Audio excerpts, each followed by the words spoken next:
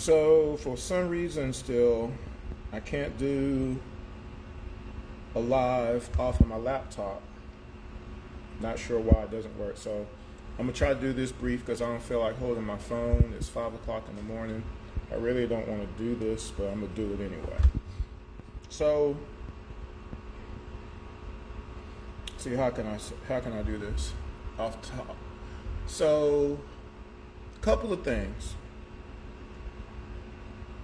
By the way, I noticed there looks like there's a screen sharing option, which I guess technically means that I could share a screen during a live if I could get it to work on my laptop again, to where I can actually post other things as I'm doing the live. Is that what that means? I don't know. Haven't used it a lot. Listen. If some people remember when I first started doing around the ATL, when I started doing streams for the first time, I did it off of Facebook. Because I really didn't want to do it in the first place. I was going to stay on the radio forever. But my co-host Jordan Jackson was like, yeah, we got to start doing some visuals, I guess, or whatever. And then eventually I went to StreamYard. But anyway, besides all that. So,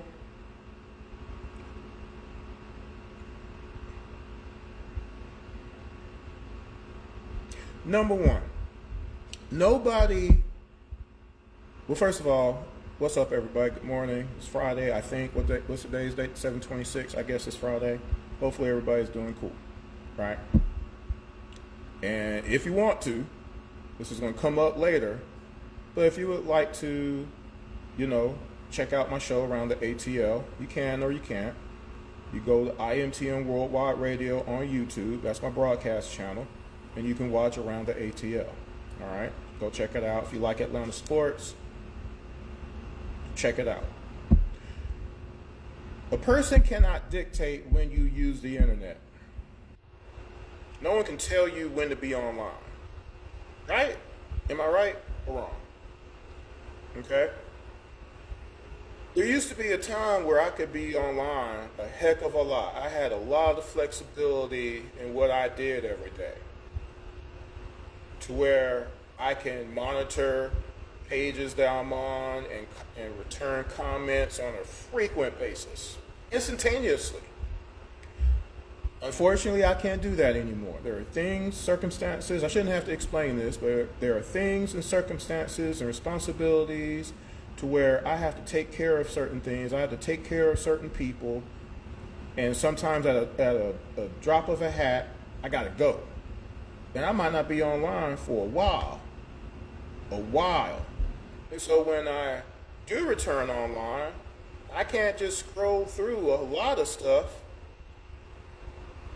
just because, I'm tired now. So I might respond to the first couple of things I see, and then that's it. And a couple of days go by. I can't go back a couple of days anymore. And I'm on multiple pages. I'm on at least 5 or 6 Facebook groups, besides my own page, and then my Twitter page. I got 2 Twitter pages. I don't really use the Instagram like that, but I have the Instagram page as well. My business website. I got a lot of stuff going on. Okay? But I'm just not on like I used to be. So when I am on, like this 5:20 a.m. video I'm doing right now, and I've been up longer than that. I just decided to go ahead and do this now. It's not going to coincide with everybody's schedules. There's nothing I can do about that. At least not right now. I shouldn't have to do anything about it. But that's number one. Number 2, disrespect. I don't tolerate disrespect. And there's some people who know me, some people who have met me from years ago, from especially my time living in Atlanta, of course, and met me in person, seen me out and about, seen me at a basketball game, whatever. But I don't tolerate disrespect. There's no need for disrespect.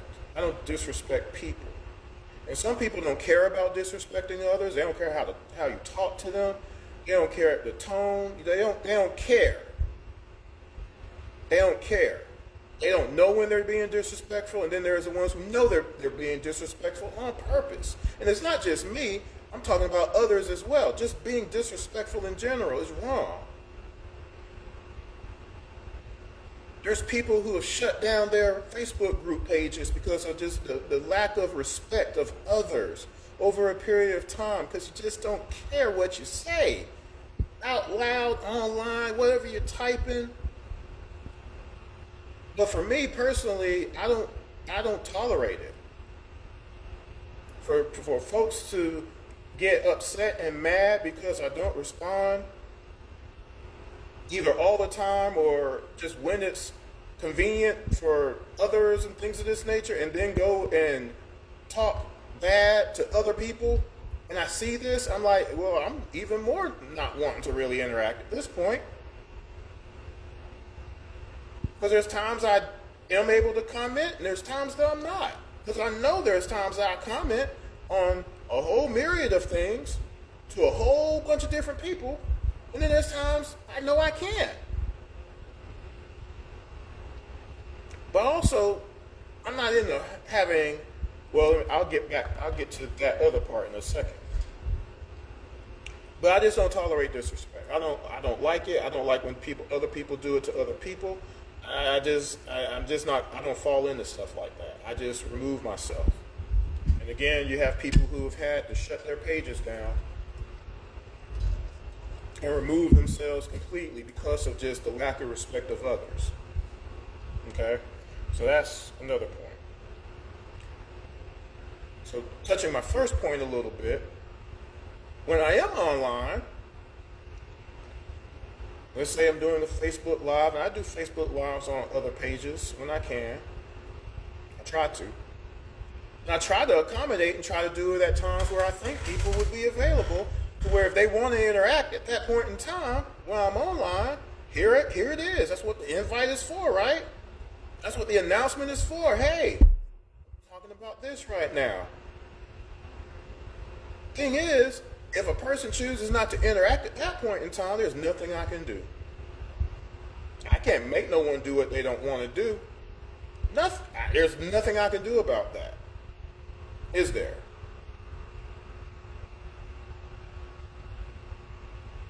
If I come on at 10 o'clock in the morning or 7 o'clock in the evening, just the other day I did a show at 7 o'clock in the evening. I thought that was a good time. No one chose to come on at that time. Fine. Nothing I can do about it. Hopefully people look at it after the fact. Always invite people, if you're not getting to see this live and you see it after, you could always comment on the page on YouTube. The section is up. You can make a comment per the show still. And I'll see it eventually, and I'll return a comment. Someone did that just the other day. There was a lot of comments, actually. I tried to return almost all of them. So at that time, I saw it, and, because it pops up on the YouTube. You see what I'm saying? It pops up. But if a person chooses not to watch, not to listen, not to read, there's nothing I can do about that. But at that point, for people to complain that I'm not interactive, but here I am interacting, and you choose not to interact at that point in time, I don't get that. I don't get that at all. Because that's a choice again. You see what I'm saying? The whole invitation, part of it is an invitation. Here's an opportunity to say, hey, and again, this is where, hey, ask for the phone number. Message directly online. Email.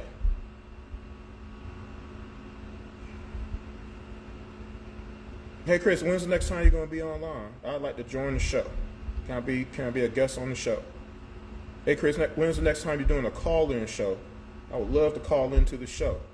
Speak my piece. Chris, when's the next time you're doing a Facebook Live? Do you know? I would love to jump in on it.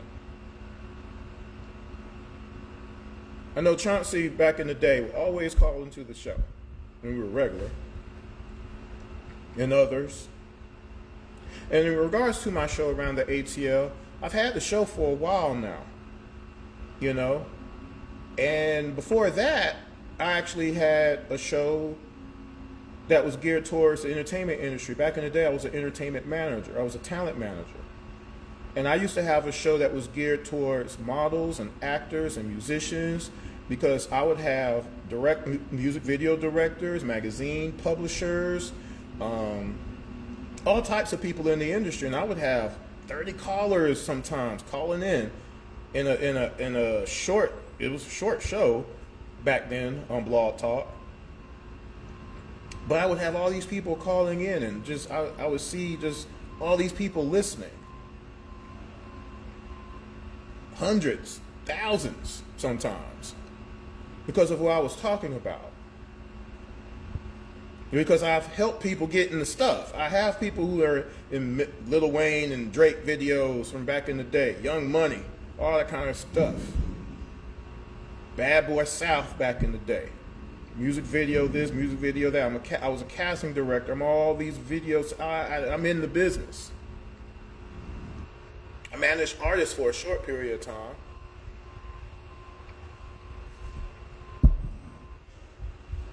But then my dad died, and I stopped everything. So when I came back, I figured, okay, let me think about how I would want to formalize certain things into an actual show. Now, some of you know, way back in the day, myself and Jamal Price, we would do back-to-back 30-minute segments talking Atlanta sports.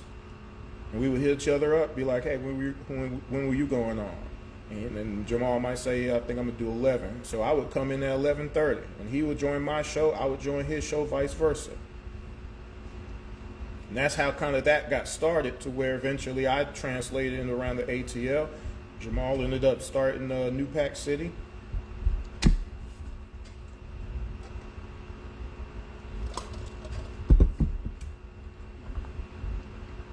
I can't remember if he started New Pack City first or after, but either or, we were doing radio back then. But I was doing radio before, I just never did anything formal. And everything was entertainment and or business related, and then I decided to stretch into sports. And the reason I did it was because of Bob Rathman. He was an inspiration to me. Okay? You know who Bob Rathman is? Some of you don't care, some of you don't watch TV.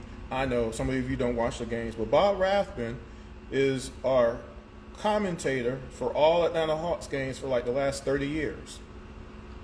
Okay? And he was my first interview on Around the ATL back in 2018. It's crazy. And he was just getting, I think we were playing Chicago in the playoffs. So this regular season had just ended. So he was either about to go to Chicago or he had just gotten to Chicago. I can't remember. And at the time, I was in San Antonio. I was doing this in the hotel room. I remember all this. Okay? And Bob Rathman came on the show. I hit him up, told him basically briefly what I was doing and stuff like that. And he agreed to come on. I was so shocked. Even to this day, I'm just amazed. But ever since then, I've had both Bob Rathman and Steve Holman on Around the ATL every year, at least, up until this past year, because of all the things that happened. I had gotten really ill and other stuff. We're going to try to have them on at the beginning of the season, though. Last year, well, not last year, the year before last now, the end of the 2022 season, we did an end of the season show. And we had both Bob and Steve on, and this time they were on the live stream. Because up till then, they had always called into the show. Okay? This time, it was the first time we had them live. So in Bob's interview near the end,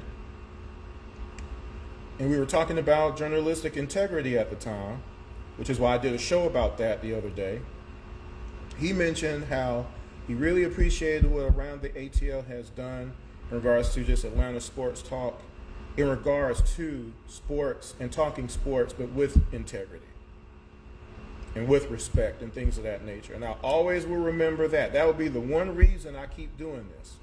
Because there's been a whole bunch of times where I'm like, yeah, I'm tired. I can't do this no more. I just can't. I don't have the energy. I'm ill, blah, blah, blah. But you know what? I said, no, I'm going to keep going. Even last year when I had to shut down completely.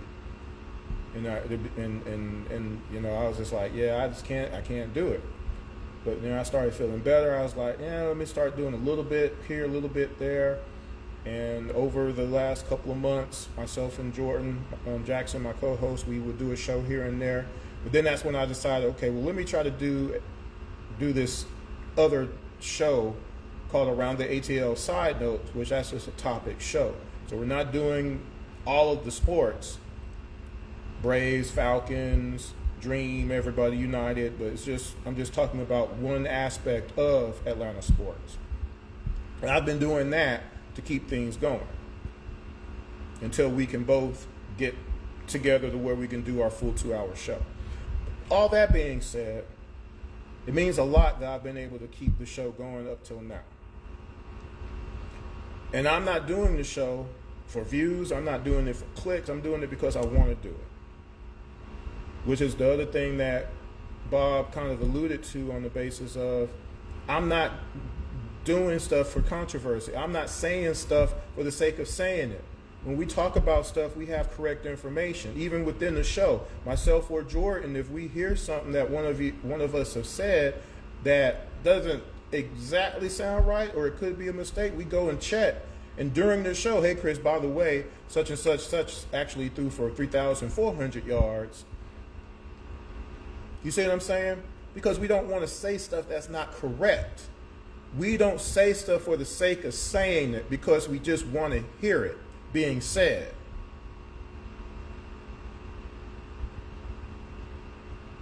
Okay? Which now gets to my next point. Falsehoods. The only way you can tell someone else that they're putting out false information is to actually prove that at a certain point. You can't just keep saying that something is false just because you want it to be false, just as much as you can't just keep saying something is true just because you want it to be true. Y'all have seen Training Day a billion times. It is not what you know, it's what you can prove. Right?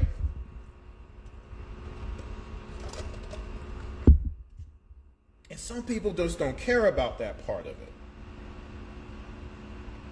I used to work at a law firm, and one of my compadres would always tell people on the phone, hey, you got to take your blinders off, sir. We about to come and get you. You got to take your blinders off. We know it all. We know everything. So for you to keep dodging this, it's putting you in a position that you and your wife are not going to like. Those blinders, boy, he be breaking it down. The horses and the blinders and the horse racing, you be breaking it down. But at a certain point, you got to be able to prove it. You got to offer some kind of evidence. You got to have a basis for an argument, a discussion. Which is why me, especially coming onto the show, especially when I first started, if a person called in and they say blah, blah, blah, blah, blah, and then I ask, well, wait a minute, did you actually watch or read the post that I had, or read the article that I wrote, or watch the video that I did showing and itemizing and documenting that? Because if you didn't do that, you don't really have an argument to stand on, because you don't have anything to contest, really. You're just saying stuff out loud again. And that right there is not a discussion to me. And I'm not yelling at people. I'm not doing that. No. Come back with your side of the story, the other end of the spectrum or whatever, and then let's talk. You can't just say anything, though. Especially in the journalistic world, which is why I talk about journalistic integrity. Here's an example. You have news organizations, you have television, you have radio, you have newspapers. Not really newspapers like it used to, but you know. And if you have a single reporter that continues to put out bad, wrong information, it's terrible wrong, eventually what happens is, if they don't get sued first, You have that newspaper printer retraction saying basically this information is incorrect, it's wrong, we're sorry, blah, blah, blah, before the person that you're talking about, which is this untrue, sues you for $1 billion. People do that. You keep spitting out bad information, incorrect, just untruthful information, you're going to get sued. You're going to get sued. Okay?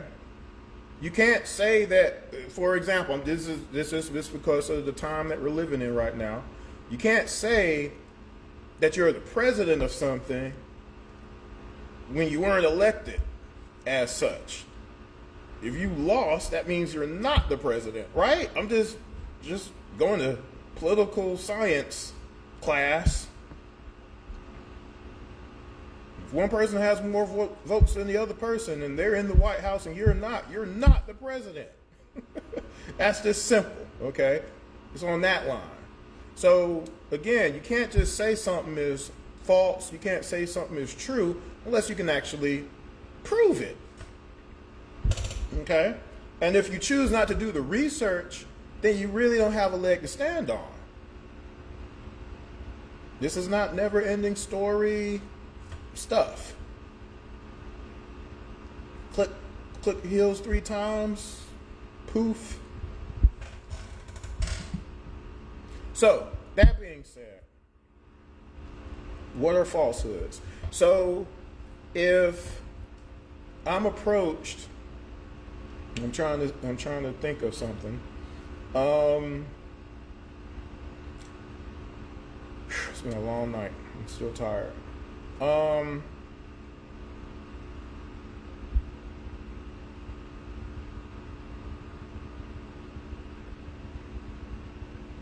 Trying to think.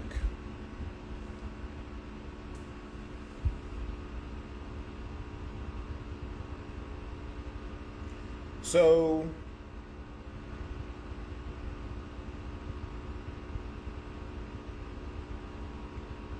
statistics. So, is it a falsehood if I say? In fact, here's one. I'll give you an example. Here's a retraction. So, last couple of weeks, I've said, not weeks. That's not correct. Last couple of episodes of my show around the ATL and some posts on Twitter, I've said that the Hawks were 28th in blocks. I just noticed yesterday that's actually not correct. And it's my fault for just being tired and not just double checking, but it was when I initially did, my breakdowns and research and going back and checking stuff for the, because I'm doing my series about the 2023 Atlanta Hawks season. And one of the things was blocks per game. And the Hawks were 28th in blocks. That's not true. What they're 28th in is fast break points given up.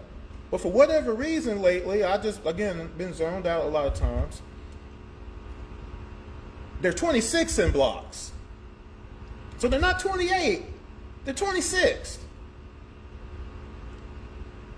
So if that's a falsehood that people say that I'm putting out, okay, you got me on that one. But my God, it's still 26. It's still bad. It's not like I said they're 28th and they're actually 5th in blocks. That would be a little bit different. But 26, sorry, you're nitpicking a little bit. If that's the thing that you're talking about, people who say that I'm putting out false information, if that's the thing, sorry, that's just not. I made a mistake, but I'm not far off. It's 26, 28. But we are 28th in fast break points given up. We're still 25th in points in the paint given up. We're still giving up 14 threes a game. All bad. 120 points given up a game. Bad. 53 points in the paint. That's bad. 53 points or more in the paint. That's bad. Okay? So, there is that. There's your retraction as far as that goes. But let's say that's not it. Okay? Let's use a player. Clint Capella, lately. It's been a topic. Is it false that him shooting 57% from the floor this year was the lowest he shot since his rookie season. Well, in that case, I'm sorry, that's just flat out true. Anybody can go back and research that. That's not hard. Whether or not you go to NBA.com or Basketball Reference or any other basketball-related site that compiles all the numbers matter, because without the numbers, there is no basketball game. You just got people running up and down the court, which is why in the show I just did called What's the Point, I asked the questions. Have you played basketball before? Is your goal to win the game or lose the game? That means somebody has to score more points than the other team. And is it ever okay for you to defer your job to somebody else? Go watch that show. Around the ATL, IMTM Worldwide Radio on YouTube. Go check it out. I would have posted it in this, but after I gave up trying to do it on my laptop, I just didn't even put anything in this group, Facebook Live or whatever, off my phone. Because frankly, I'm not feeling great. But anyway, let's go check that though. Because anybody can do this, and again, I just don't get it why people refuse to do their own research on stuff when it's possible for them to do it. And they just say stuff for the sake of saying it without being able to check it on their own. Because I'm always going to ask, well, did you go look? Did you look at my information? Or did you go look it up yourself? Because I only pull up the information that you can look up for you. I'm doing the work.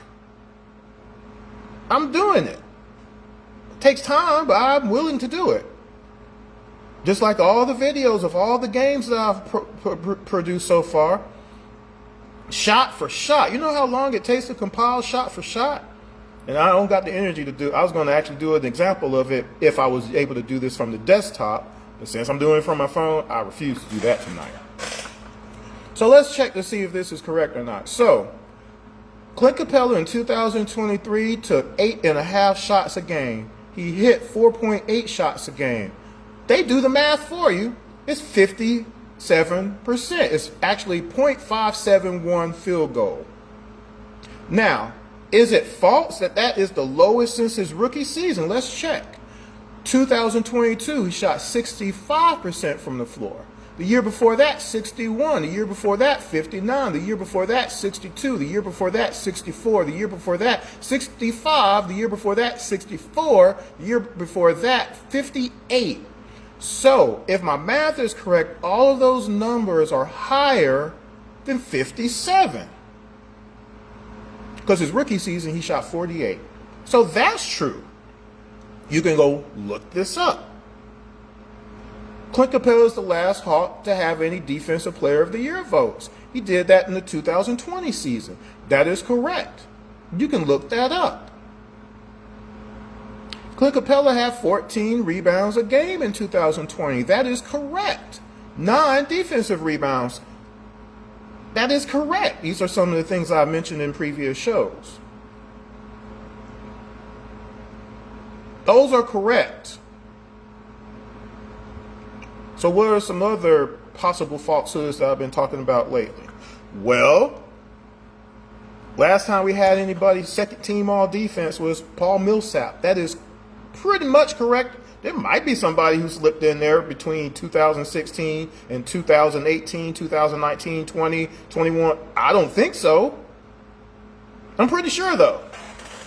Before Paul, the last person second team all defense was Josh Smith. Now, when was the last Josh Smith played as a Hawk? Think about that. And before that, it was Dikembe and Mookie Blaylock. Second team all defense. First team all defense.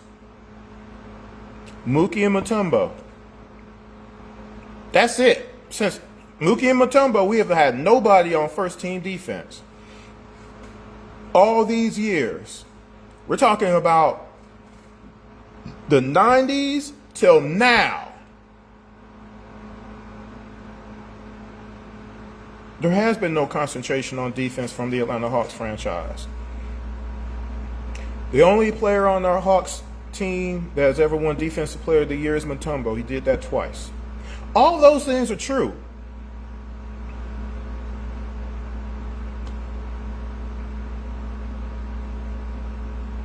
Now, did Paul Millsap get any Defensive Player of the Year votes? Let's check. I can do that real quick.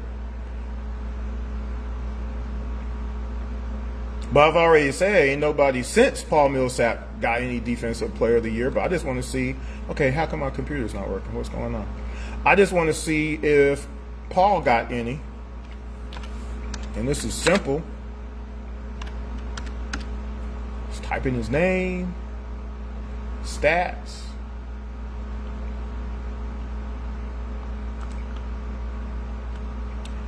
And as a Hawk, he did the year before.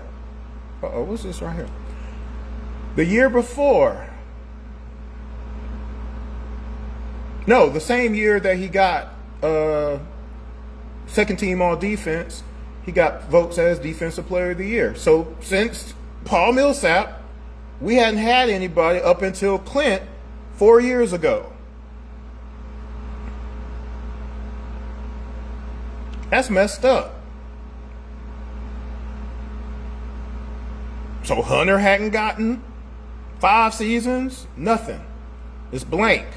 You can pull that up. You ain't getting no Defensive Player of the Year votes, and he definitely ain't been on first or second team all defense. So those who are supposed to be your best defensive players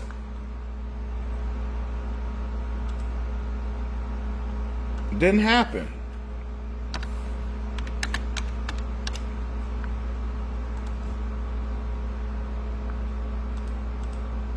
I'm checking one more person real quick, just off the rip. Wasn't DJ. DJ didn't get first, second team all defense and no Defensive Player of the Year votes either. He's supposed to be our defensive player.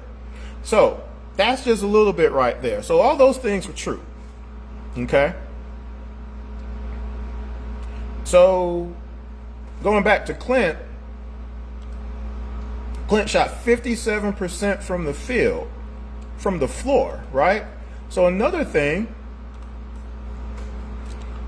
Clint Capella shot 60% from 0 to 5 feet in. So from 0 feet, point blank range, 5 feet away from the basket, he shot 60%. Now, for some people, they might think that's okay. And it would be if Clint shot from other spaces on the floor. But Clint's majority of his shots are from there, 0 to 5 feet, because he can't hit a 3. He can't hit a 17-foot jumper, 15-foot jumper, 10-foot jumper. He can't hit free throws. This is all proven. So just to make sure that y'all are clear on this, and this is not falsehood. Okay? Go back to Clint. Go back to stats. Scroll down. Last year, he shot 63% from 3. Year before that, 60%. Year before that, 47%. So he has gotten better, but better is not that great when you're still not even hitting 70%, 75%. Now you're doing damage. Now you're making some games count. Because remember, we lost 21 games by 7 points or less. A lot of games by 4, 5, 3, 2, 1 points. Those free throws definitely matter. Clint Capella is 0% from 3. This is something you can look up. He has no 3-point attempts. Y'all can't go out and say, oh, Clint Capella be shooting threes all the time in games. You can't say that. You just can't. There's tape to show it, but you can't show it from this. This is for his career in Houston. No 3-point attempts. Atlanta, no 3-point attempts. So that's 0. I can prove that. It's right there. So when you can't hit a shot from anywhere else, you need to be borderline 80% from 0 to 5. You need to finish all of your shots. He shoots 60%. As a comparison, there are 4 other players in Hawks uniforms, and I've done this in other shows. You can go check those shows out. Hopefully you do. While I break all this down. I think it's in the Rosters Matter episode. I think I did it.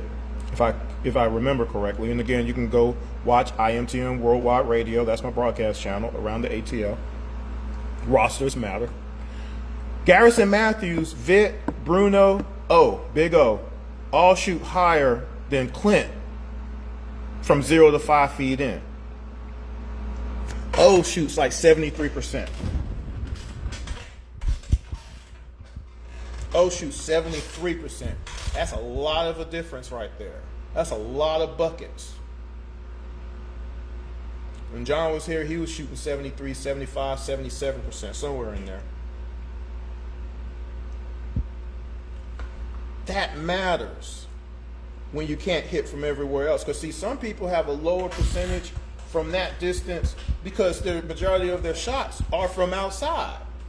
They're hitting 38% from 3 or 35% from 3 or heck, 30% from 3. They're a little bit of a threat out there. You can't just leave them wide open. But their bread and butter is a 12-footer off the backboard. 15-foot jump shot. It's a basic jump shot. You can't hit a 15-footer?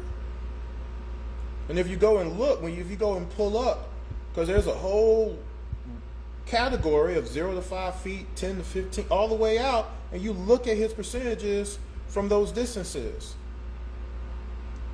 This is all true. There's nothing false about those things either.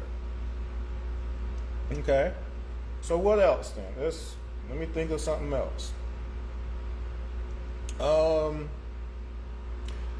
Clint Capella overhelps all the time. There's tape to show that. He never looks at his man, even if it's not a screen. If it looks like a screen, his attention is automatic to the ball handler, even if his teammate has fought through the screen, is on their man. He's still going to jump all the way out to the three-point line, or he's going to dive all the way over here to the left, while his man, the center, goes all the way to the basket and gets a dunk or a layup. Or his center goes to the three-point line and hits a wide open three because Clint is not going to come all the way out from the paint and defend the shot, contest the shot. I got way too much footage of that. I've gone over 6 games so far of the 2023 season. 5 of them he played because he did not play game 82. But in the other 5 or 6 games, I got way too much footage of just 5 games of him doing it. He does it all the time. To deny it is silly because he does it all the time. We don't have a big man coach to tell him, hey, stop doing that. We have nobody on the bench on the defensive side of the ball to say, again, I don't know who's looking at the video, but we have no adjustments, and the NBA knows it. We don't have help defense like other teams to let him do that. John ain't here no more. You can kind of get away with it then, but without John and without nobody on the defensive side pointing stuff out, we don't rotate well enough for Clint to keep going all the way to the three-point line and helping when help is not needed. We can't afford it.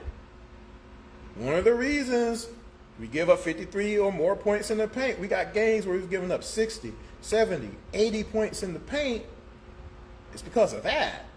Creating mismatches that don't need to be created. Wide open jumpers. Wide open. Because he won't come out the paint. He won't do it. He won't. He's not going to do it. He's not.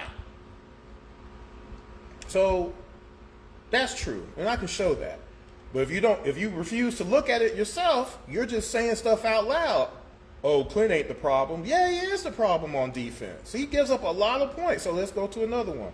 I've said that Clint has given up 29 points in this game, 29 points in this game. Even if I'm off 2 or 4 points, it's a lot of points that he's giving up. Because sometimes when you have to try to attribute 2 points to somebody, it's kind of hard per the situation. Because you got sometimes where you got a player that done blown by 2 people. You got 2 people at the basket that could have stopped the shot, and neither of them do it. So who do I give it to? Do I give it to Clint? Do I give it to Hunter? Now I got to make a decision. So did these 2 points occur because Clint left his man? Or is it because Clint didn't get back? Or they didn't switch back to their man? Or did Hunter back out? Or what? I got to figure that out. I did it on one show one time. I said, who do I give this to? DJ or Hunter? Right? If y'all watch the show. That Bulls playing game, Clint Capella gave up 29 points, mostly to Vucevic, and the others to White, because of layups. He's not a defender inside, y'all. That's a truth. It's not false. And everybody knows it. Nobody's scared of Clint Capella in the middle. 1.5 blocks a game don't translate as well as 3 blocks a game, 4 blocks a game. Because now you're a deterrent. I got to think a little bit before I come up in here.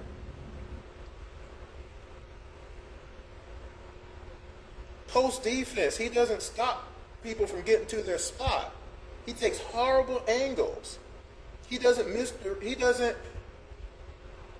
misdirect anybody. He doesn't deter anybody. And it's not about blocking shots. But block shots help because that's 2 less points that the other team gets. But if you're not going to do that, you got to deter them from scoring in the post. When they're in the post, they can't score. That's the job. They can't keep scoring on you, though. Why does Joel Embiid keep getting 38 on us?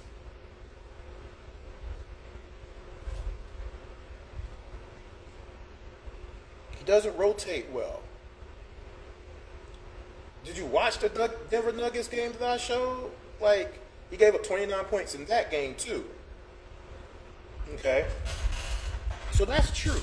And again, I can show it. And again, it's not about me proving it. It's just showing what actually happened in the game. See, a lot of people are in denial, and they don't want to watch these games. They've never watched any games the whole season. Because they're so just in depth in their hatred for one player, they don't want to admit that the whole rest of the team has issues. One player doesn't give up 157 games in a 48-minute time frame. Doesn't happen. It's never happened in NBA history. I can prove that too.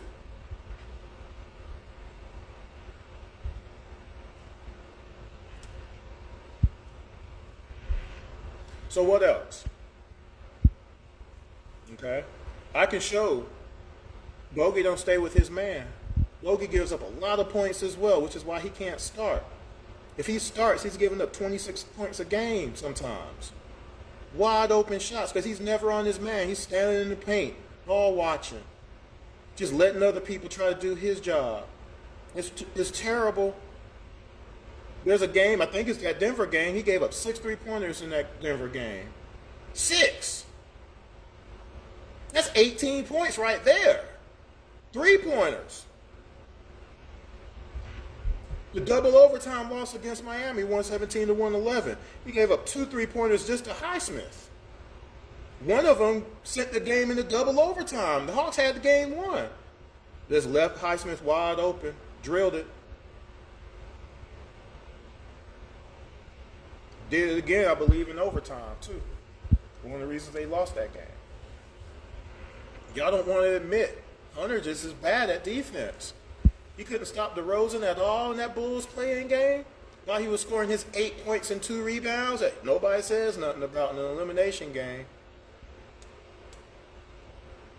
But he let DeRozan do anything he wanted to out there, and it had nothing to do with Trae Young. Trae Young it had nothing to do with Hunter one-on-one stopping DeRozan.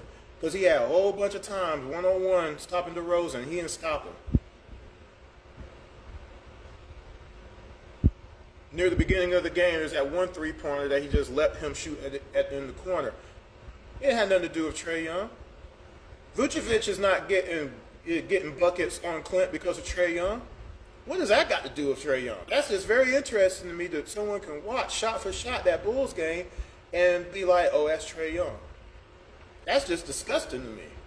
Because Trae Young doesn't play 3 positions. He's not playing Kobe White. That was DJ. He's not playing Vucevic. That's Clint. And he ain't playing DeRozan. That's Hunter. They need to do their jobs. Everybody has to do a job. Trae Young ain't the best defender. But why is he near the top of the team in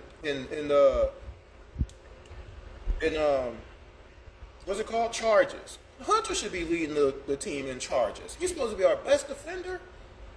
He should be averaging 1.5 steals a game. He's supposed to be our best defender. He should be getting 7 rebounds a game. He's supposed to be our best defender. And Hunter don't do none of those things.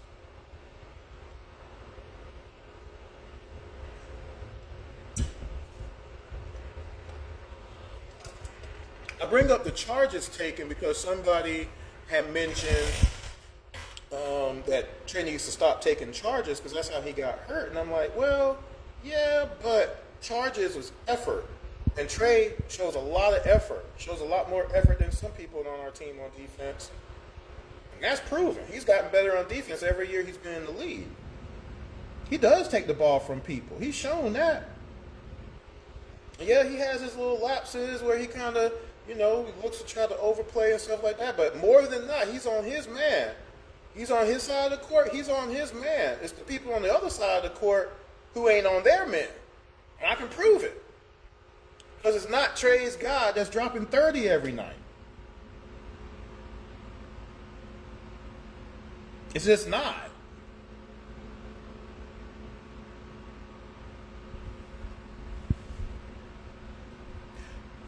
Going back to falsehoods again, before I go further, there's one person on Twitter that I interact with sometimes, and he's been looking at shows lately, and finally, instead of him saying something about Trey's defense, he said, well,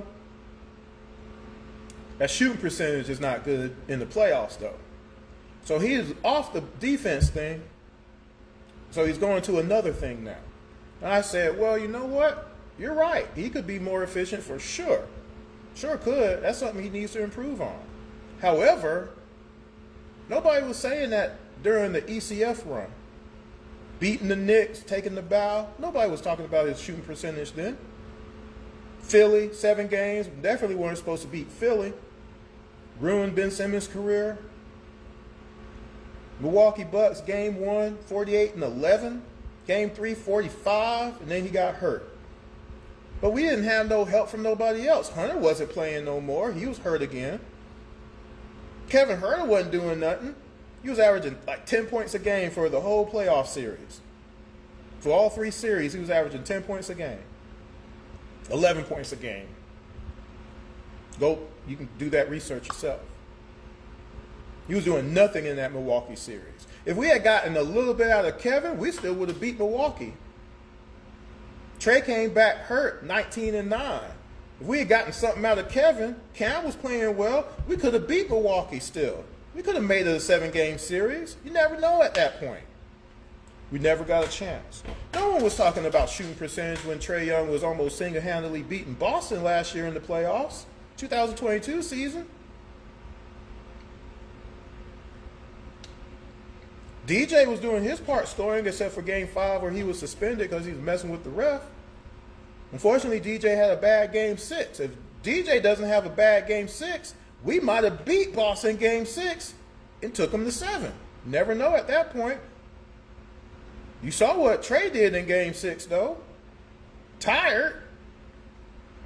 We just needed a little bit of help. We just needed a little bit of slowdown on Tatum and Brown. We beat Boston straight up last year. Nobody was talking about shooting percentage, and nobody was talking about defense in any of those series either. The Atlanta Hawks in the last 25 seasons have 8 playoff series wins. 25 years, and 2 of those series wins are with Trae Young.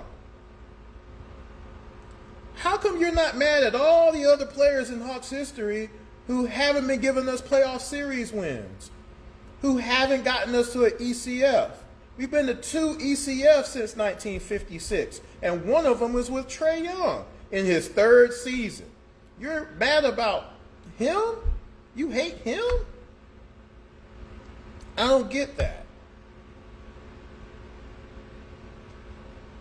I don't get how you can hate someone who's the Hawks team leader all time in assists, 3rd in double-doubles. Did you know that? 1st in three-pointers. Will probably end up top 3 in steals if he plays here long enough. He will be the all-time Hawks leading scorer if he plays here long enough. So he's going to be the Hawks leader in all categories, basically, except for blocks and rebounds, for sure. But you hate him. All-time leader right now in assists per game. He's the active leader right now in the NBA. It's Trae Young. He's 4th all-time right now, average per game. He led the league in assists 2 of the last 3 years. Would have led it again this year if he hadn't gotten hurt. All-time, 30-point, 10-assist games, only Oscar Robertson, LeBron James, Russell Westbrook, and James Harden are ahead of him. In 6 seasons, he's done that. Playoffs, he's 8th. All time. But y'all hate Trae Young. Not Jeff Teague. Not Kirk Heinrich. Not Jason Terry, even though Jason played pretty good. But he didn't bring us no championships. And he didn't do any of those things I just said. Boris Diaw. What? Y'all not mad at Marvin, Sheldon Williams, Hindu, Adam Keefe, Chris Crawford, Priest Lauderdale? Y'all not mad at none of those players that didn't do anything for the Hawks overall, but you're mad at Trae. We don't have any Hawks getting to the All-Star game.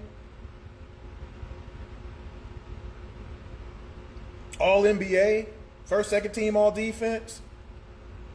But y'all mad at Trae. Trae's supposed to do all of those things himself, I guess, too. He's doing his job. What about everybody else? That's who you should be mad at. It's strange to me. I'm just saying.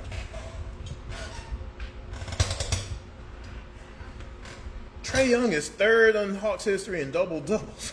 That's just crazy to me. But that's what you do when you do research. You can check this stuff. By the way, nobody was mad at Dominique Wilkins shooting 42% from the floor during the playoffs and 24% from 3. Nobody was mad at Dominique for that. Because without Dominique, we're not in the playoffs at all. 12 seasons as an Atlanta Hawk, he shot 42% from the floor and 24% from 3. But he's the reason we were in games. I did a show not too long ago. I believe it's the Rosters Matter show. I picked a year, 1986. Playoffs. And I read off, this is what Dominique did. Shoot, I'll do that. I can do that now, I think. Let me see. Can I do that real quick? Let's see. Because this is researchable. You could do all this. Atlanta Hawks record. Basketball Reference. 1986 Atlanta Hawks. And then they were 57-25 that season.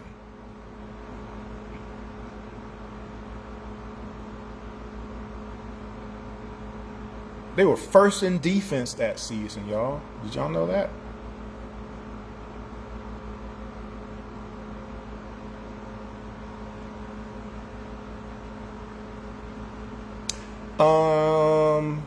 Oh, you know what? I clicked the wrong button. Let me see. Because I want to go.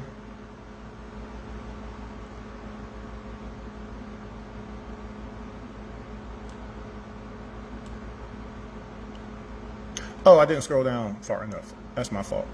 Playoffs. So in the playoffs for the 86 season, Dominique Wilkins averaged 26 a game.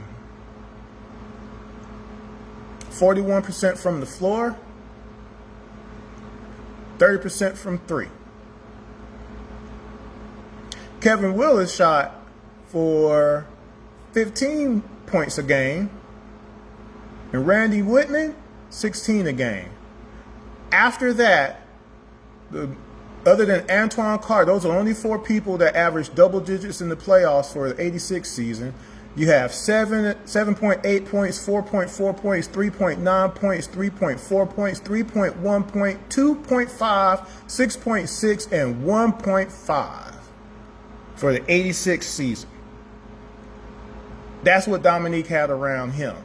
As you're going up against the legacy teams of the Celtics and the Bulls and the Knicks and the Cavs and Philadelphia 76ers.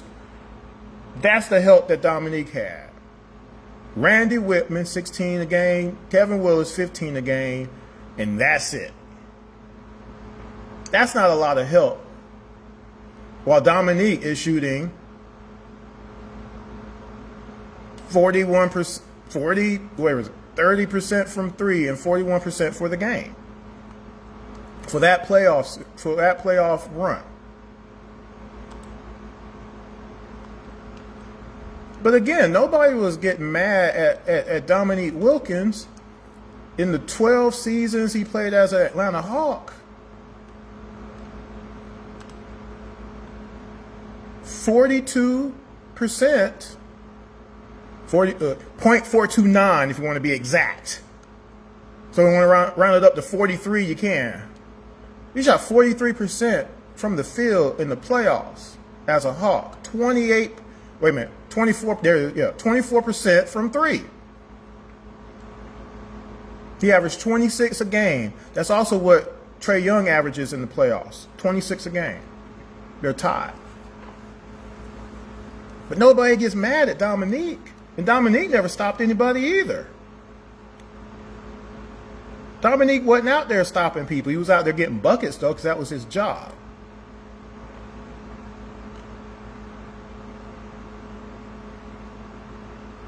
But all this is stuff that you can pull up. It's pull-upable. Like snuffleupagus. Damn, I can't even say it. Snuffleupagus. It's pull-upable. But some people refuse to do research. And again, for me, I just don't like having discussions with people who've done no research. This is all researchable. This is all stuff you can look up. And people refuse to do that. So for me, it's just a matter of, if you say that something I'm saying is false, prove it. Show it. Show it. So I can see it. Oh, you know what? You're right. Because I will say that. But you can't just keep saying something is false when you just want it to be false just because. See, I don't go into narratives. If you say that Trae Young is the reason that the Hawks lose all their games because of his defense and his defense alone, you got to prove that. I'm going to keep saying that forever and ever. Because you can't prove that. Because the tape shows you otherwise. The actual game film shows you otherwise. Because you can go to NBA.com right now. NBA. And actually, no, I'm not going to go to NBA.com. I'm going to pull up Hawks versus Bulls 2024. And when you do that, doobie-doobie-doo. The April 17th game is there. You click on that, NBA.com. 131-116. Now, if you remember, on Around the ATL, and I'll tell you which episode it is real quick. If you go to IMTM Worldwide Radio, and you go to... excuse me again. Around the ATL side notes, Trae Young. I did that show a couple months ago now. You click on that, and that's the first game I've reviewed of the 2023 season, which is the play-in game. And you watch me go through that game shot for shot to show you, here's who gave up all the shots in this game. Now show me how this is Trae's fault. And I say that specifically. But if you go to NBA.com, Chicago versus Atlanta, 131-116 was the final score. You go to play-by-play. When you go to play-by-play, it shows you all the shots taken and made. But it only gives you the video highlights of the actual shot made, not misses. Well, you know what? I take that back. I actually have never clicked on a miss. Let's see if it shows me a miss. I didn't even think about that. It shows you the misses too. You know he's going to play 40 minutes. But I never would have time to do misses, which is why I didn't do that. But here's the first shot. I'm going to let you listen to it. Actually, no, I'm gonna try to do it. I'm gonna try to do this real quick.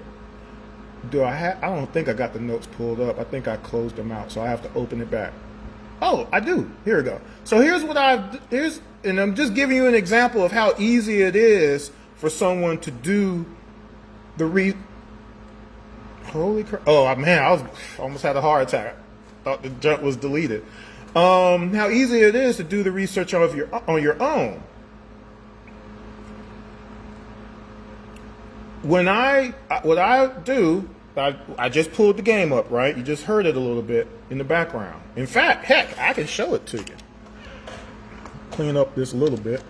So what I do when I do a review of a game, and this is what I'm doing for the Dallas game that I'm reviewing, game 77 currently, where the Hawks gave up 18 threes in that game. By the way, real quick, another thing that's true is that games bleed into each other when you're not making adjustments. So there's a stretch near the end of the season where the Hawks lost to Dallas, lost to the Denver Nuggets, lost to the Heat, 3 straight games that they lose, and they gave up 18 threes, 23 threes, 18 threes consecutively. How does that happen when Trae Young is not playing? If Trae Young is the reason people can't play defense, because that's what people keep saying. You got to prove that. If Trae Young is the issue and he ain't playing, we should have lockdown all day long. Lockdown Pelican Bay all day long. And it's just not true. It's just not true. But anyway, so what I do is I go shot for shot. So when I'm doing the 2023 review, I'm doing multiple things. I'm reviewing what the top 3 scorers on the other team did. I'm going through what we gave up in the paint, points, second chance points, fast break points, 3-point percentage, what the Hawks did in that game offensively, and then at the very end of the review, who gave up what points. I actually total it out. Because again, I'm doing shot for shot. So you're going to know how many threes someone gave up and how many twos somebody gave up for a total. Okay? And so I download each play, and then I upload it into StreamYard. And because StreamYard doesn't have a pause feature or whatever, before I hit play during the show, I review what actually happens in the possession. And again, this is not my interpretation of what I want to have happen. I'm telling you exactly what happened in the play. And so when I press play, you can actually, and you see that. You see me verbatim. This is what happened in the play. Sometimes I'll say, well, this is what probably should have happened, but I don't say that until after the play is there, because I'm also talking in basketball terms. Like, why can't we make this adjustment? Why can't we do this? Why can't we hedge? Why can't you just push the guy out the way a little bit? Why can't you just call out the screen coming? Why can't you switch back? Like, I'm just talking basketball here. And again, I don't think a lot of people have played any kind of competitive basketball ever. Ever. Because the stuff that we see is egregious. It couldn't happen on the court I play on. I would never get picked up playing the way Clint Capella plays. I'm the big. I'm the center. Not only do I gotta get all the rebounds, but I gotta make the reads. Why can't we use peripheral vision? Why do we got 3 people? Anyway, watch some of the shows and you see these breakdowns. But here's what I want to show you. Is it false that the first 2 shots were made by Vucevic in that play-in game? Let's find out. So let's see if I can switch this around. All right. So y'all see this? So here's the first shot of the Chicago game.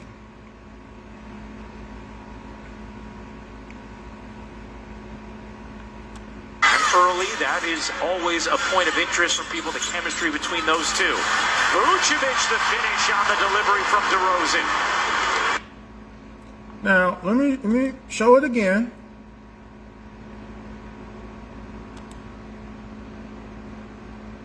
Early, that is always a point of interest from people, the chemistry between those two.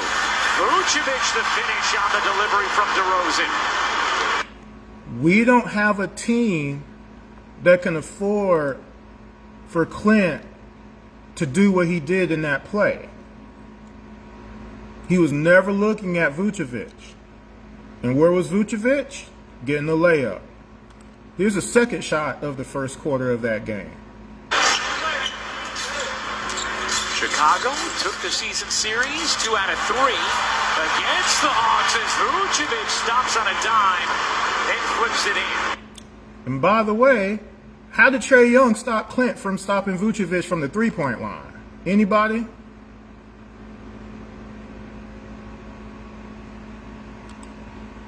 There's a third made shot of that Chicago game.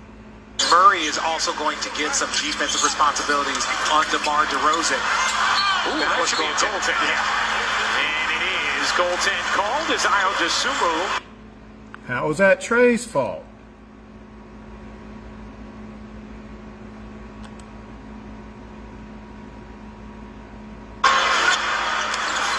DeRozan dumps it in. Vucevic finishes. Was able to separate from Bogdanovic. Why is Vucevic separating from Bogey? And again, why is that Trae's fault? That's just the first 4 shots of that game, okay? There's a pattern there. And if you go and watch on Around the ATL, I do the whole episode like that, okay? Oh, I didn't do the other part. So this is what I do before the shot. My fault. So here's a description of that first shot that I showed y'all.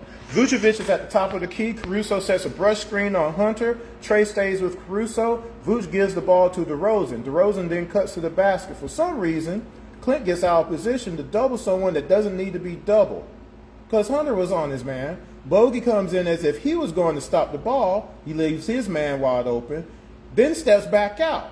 Clint now has to step up, and that leaves Vucevic with a layup, because everybody's just out of pocket.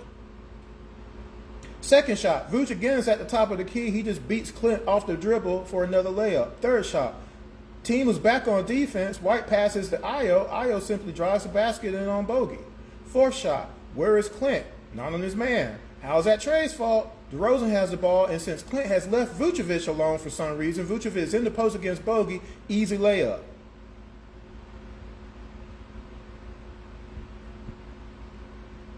DeRozan is at the top of the key. Hunter has him. Caruso pops out. Vuce sets a screen on Trae. Caruso sets a screen on Hunter. Trae pops to DeRozan, but Hunter doesn't guard Caruso. He is still looking at DeRozan, 10 feet away from Caruso. DeRozan passes the ball to Caruso for a wide open 3, because Hunter just stopped. You don't want to see that real quick? Let me see if I can pull it up. This is what I'm talking about. See, you got to prove to me. Then lost in Miami, a game where they had a sizable lead. But I forgot to switch it. And of course, eventually found themselves on a deep playoff run as Caruso. Let me switch this.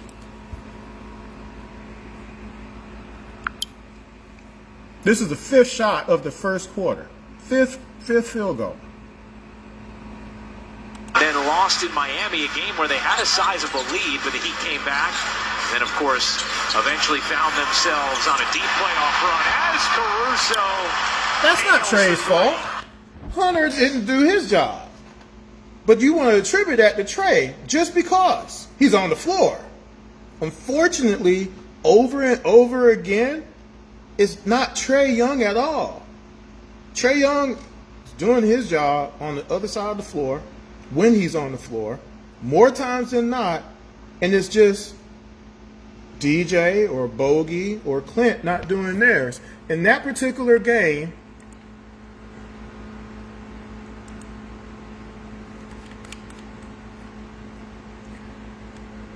Hunter gave up 21 points in that game. DJ gave up 18. Bogey gave up 24. Clint 29. Trey 12.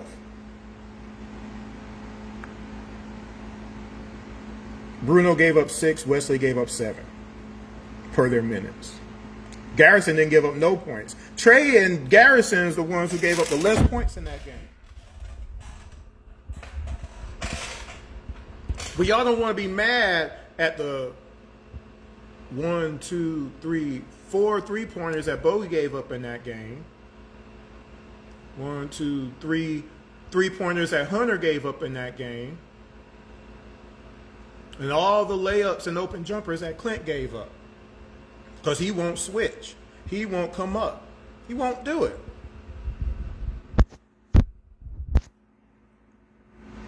You got to prove it.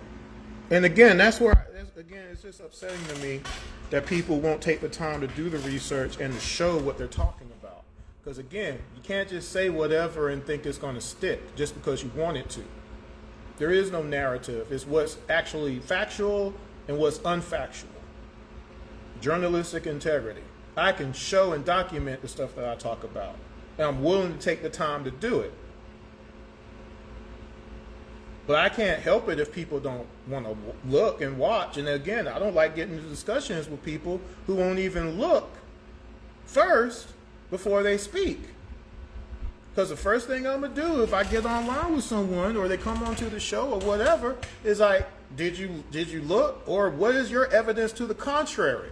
It's not what you know, it's what you can prove.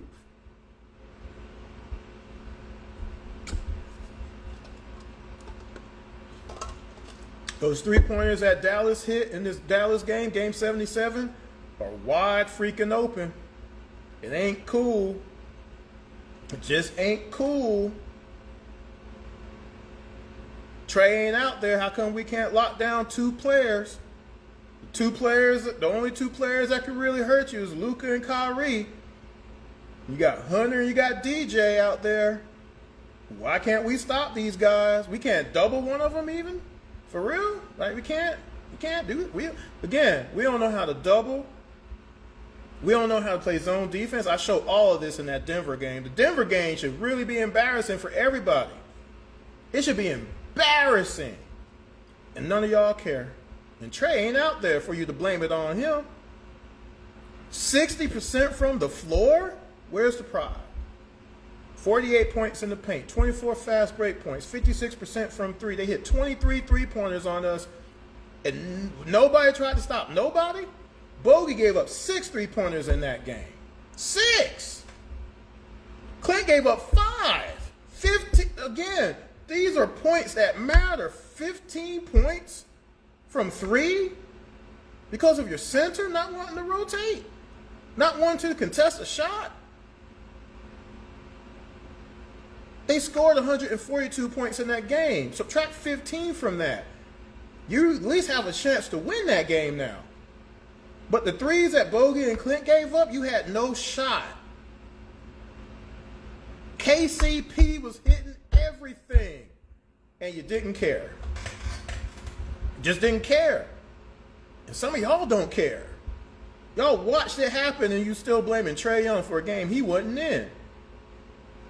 And I show y'all shot for shot. It's like, it's not cool. It's not cool at a certain point. There was one layup that Joker got on. It was a fast break.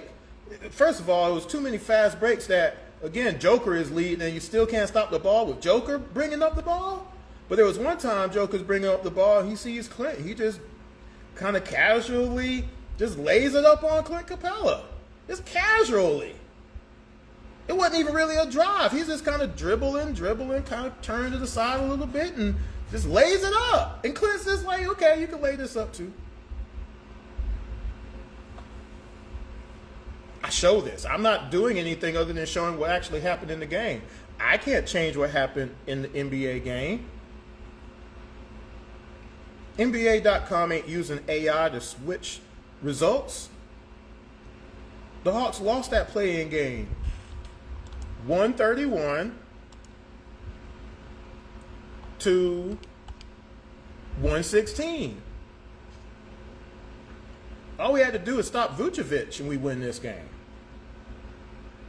If we weren't going to stop Kobe White, nobody wanted to take the pride to stop Kobe White after he hit 25 points. Okay, we'll stop Vucevic or DeRozan. DeRozan only had 22, but he had 22. Hunter, stop him. If DJ can't stop White, stop DeRozan. Stop Vucevic, though, Clint. He had 24 points. Look, let me just give you this. And again, this is all stuff you can look up. I'm not making up nothing. See, I'm not just saying stuff for the sake of saying it. By the way, again, Hunter in this game, and again, I don't know how you can blame Trey for this. Hunter shot 3 for 16 in that game. 0 for 7 from 3. Had 8 points. He had 2 rebounds. Everybody else on the team had 20 or more. Even Clint. Clint had 22. Trey had 10 assists. He had 22 points. DJ had 30. Bogey had 21. But it's the points that you give up. It's the points that you give up. We get nothing off the bench. We needed Hunter to score. We needed a good 20 points out of Hunter that game to win that game. Or stopping DeMar DeRozan for going 10 for 19, hitting 22. Or Kobe White going 15 for 21, 71% from the field. That's what you stop. You double him for crying out loud. Couldn't do that. Wouldn't do it. Vucevic went 11 to 21 in that game. That's what you got to stop. And we didn't do that. The Bulls in this game, 72 points in the paint, 42% from 3. They had 19 fast break points. That's the difference of your game right there. Fast break points again. Remember, the Hawks are 28th in fast break points in the NBA. The 11 second chance points, we evened that out because we had 13. But we gave up 72 points in the paint and we only had 44. There's the difference in the game. You can't win like this. 72 points in the paint, y'all are cool with that? Just because we won't rotate? We can't call out switches? We won't block out? When the ball is in the air, we never know where our guy is? It don't make no sense, and I can show it all. It's not about proving it. I can show it to you. So if you have an opposite opinion of that, because again, opinion is not fact just because you keep saying it over and over again. I can show you what actually happened in the game, not what you think happened in the game. The Atlanta Hawks gave up 19 fast break points, 72 points in the paint, and 42% from 3 in this game. And as I mentioned before in other shows, that we don't adjust from game to game. The game before this Chicago Bulls game was game 82 against the Indiana Pacers, where we gave up 157 points in the game, 52% from 3, 80 points in the paint, and we made no adjustments. And we got eliminated because of it.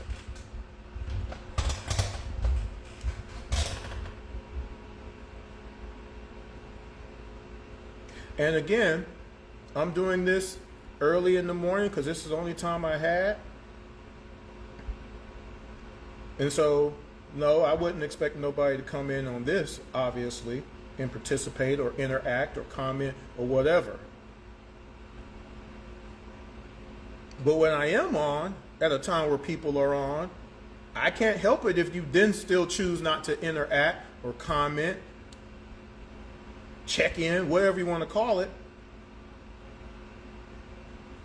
But don't be disrespectful and be angry and say crazy things because I'm not available to comment on stuff like I said earlier in this video. because my circumstances have changed drastically where I can't just be around all the time like I used to. When I'm on, it's only because I got time at that particular time to be on. And I try to stay on as long as I can. That's why when I do my Around the ATL side notes, I plan it out to maybe be an hour, but sometimes I'll stay an hour and a half, even sometimes 2 hours, just to give people an opportunity to where if they see it, they can come in. And if people still choose not to, I can't do nothing about that because now I'm gone. And I don't know when I'm going to be on again. You see how that works? But don't be disrespectful to me and don't be disrespectful to others. That's just not, it's not respectful. And again, when people say stuff and talk about people and things of that nature, I'm less likely to want to interact at that point because of that. And again, not just me, but I see how other people are treated as well. And I just don't like seeing what I see a lot of times. And again, New Pack City got shut down. I was highly pissed. I saw it coming. Jamal hit me up. And I was like, yeah, I don't blame you at this point. You've tried to do everything you can to curb the nonsense or whatever, but people just don't want to have no self-control. People don't want to have no self-respect for themselves or for others. You got to do what you got to do at this point. Got to do what you got to do. There was other pages I had left a long time ago because of the same mess. I'm like, I'm not going to participate in this. This is not what I do. I'm not going to do it. I don't have to. Just to be frank, I don't got time for all the nonsense. You can't tell me I'm putting out false information when I can actually show documentation for what I talk about. I take the time to actually show it.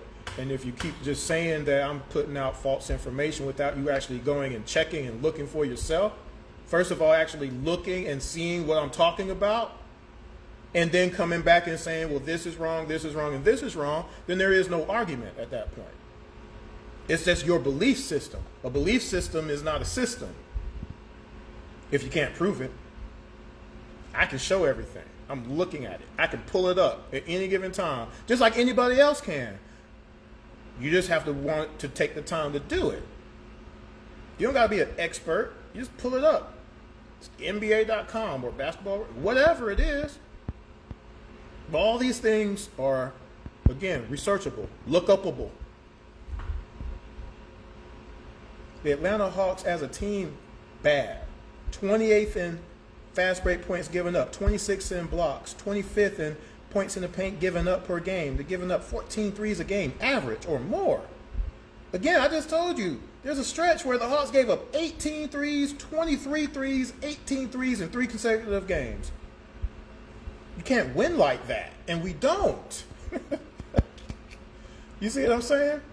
And Trae Young had nothing to do with those 3 games, folks. For the ones who want to hate on Trae still, your hatred of Trae just blinds you on everybody else doing their job. It's 5-on-5, not 1-on-5. The only way you can legitimately say that anything would be Trae's fault exclusively is if Trae was playing these guys 1-on-5 and the bench 1-on-5. That's 10 players. Trae Young don't play 1-on-10. I remember back in the day I used to play people 2-on-1 because I was really good back in the day when I was younger. But we'd play 2-on-1.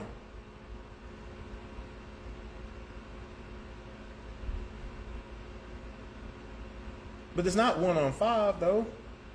And again, that's why I really want people to go to IMTM Worldwide Radio, subscribe, and check out the show, What's the Point? Have you played basketball before? Junior high school, college, semi-pro, backyard, whatever. Was it your goal to win the game or just to walk up and down the court? Because if your goal is to win the game, somebody has to score more points than the other team. And if that's the case, is it ever okay for you to give up your job for somebody else? What's the job? I'm on the court, I'm automatically the center because I'm usually the tallest and the biggest person out there usually. So if I'm on someone's team, I got to get rebounds. I can do other stuff, but my main thing, I got to make sure that a small person don't get a rebound over Chris. That's the job. I got to deter some shots. I'm at the rim. I can't just let you score. I got to foul you, sir. Boom. You see what I'm saying? That's the job. Some people are really fast with their hands. They can take the ball from people. Somebody they're quick with their feet. They can get to the basket. Some people got a really good jump shot. We need you to score, sir. If we pass the ball to you, you got to hit that shot, sir. Everybody has a job to do. Everybody. Somebody the other day was like, well, you got to, if Trey isn't held accountable, nobody else is going to do it either. I'm like, well, that's not true. First of all, again, no one is saying that Trey is the best defender on the court, but he's not the worst either. And that's pretty much proven on the court. Because everybody on our team is a 119, 118, 117 defensive rating player on our team. We're all at the bottom of the league. Okay? DJ has a worse defensive rating than Trey by a couple of percentage points. That's a fact, too.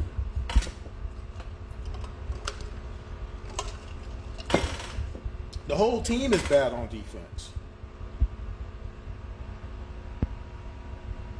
But if the players are bad on defense and some of them don't know that they're bad on defense, and we have no coaching staff to tell them that they're doing it wrong, we have nobody making no adjustment. That's just proven fact because we still overhelp on everything.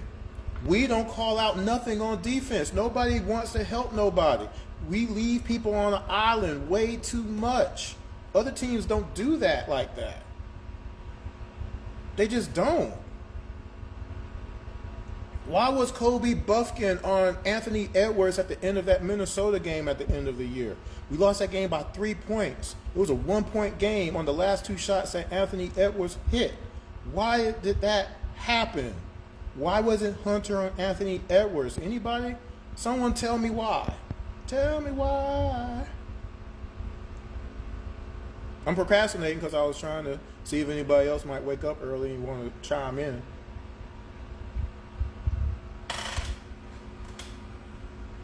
Why didn't anybody stop Tyler Hero? We lost a double overtime game at home, 117 to 111, because we couldn't stop Tyler Hero? Trae Young wasn't out there. Why did the Hawks lose a game? They were leading 92-77 in the fourth quarter. Trae Young didn't play the whole fourth quarter. And then the Charlotte Hornets end up with 115 points to win the game by 1 point. How did that happen? Trae Young's first game back, minutes restriction. When he left the game, going 5 for 5 with 11 assists, his team was winning the game. And the team lost the game at the end. Couldn't stop Grant Williams. Couldn't stop Bridges. Couldn't stop Miller. Couldn't stop nobody. Why did we lose that game? I don't understand.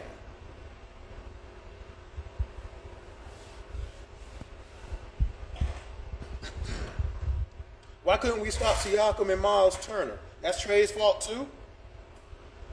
He's responsible for stopping everybody on the Pacers team. Not Hunter, not Bruno, because Clint didn't play that game. Not DJ, not Bogey, not Garrison, not nobody else. Nobody else is responsible for playing defense, just Trae Young. That's absurd. And it's an absurdity that needs to stop.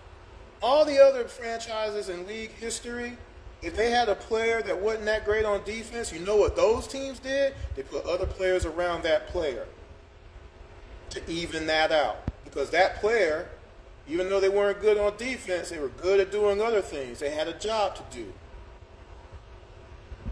They had a job to do, and they did it really good usually. And they won. To do the opposite of that shows that you don't want to win. Because it's really easy to get some better defensive players. All the other teams in the NBA do it every year, and that's why they win more than we do. We just put players out there and hope for the best. We have no rhyme or reason with our organization, and we're wasting Trae Young, just like Portland did with Dame. 12 seasons, just wasted him. And we're on our way, 6 seasons in. But at least the Hawks do have an ECF appearance. One of 2 in our history. It's craziness. But anyway, y'all, I'm out of here. My phone is about to die. It's Friday. I got a lot of stuff to do. Don't know when I'll be on again. I am working on the Dallas game. Finally, I'm going to try to do back-to-back games, actually, to try to catch up a little bit more because I want to try to get stuff done within the next month of the season coming up. So hopefully I'm done with the whole season by end of August, maybe. We'll see. But anyway, y'all take care. If you do choose to want to support, I appreciate it. If not, matters not. Okay? But if you want to watch the next episode or past episodes or interviews with Bob Rathman and Steve Holman and Jerome Durinovich and Dominique Wilkins and John Collins and everybody else, you go to IMTM Worldwide Radio on YouTube and you subscribe. And then you watch around the ATL. You can also listen on Spotify, iHeartRadio, Odyssey, Spreaker, Apple Music, and all that kind of good stuff. Because, again, for years we did a radio version only, and then we broadcast it on those platforms. So if you're a member of those, check it out as well. Talk to y'all later. Y'all take care.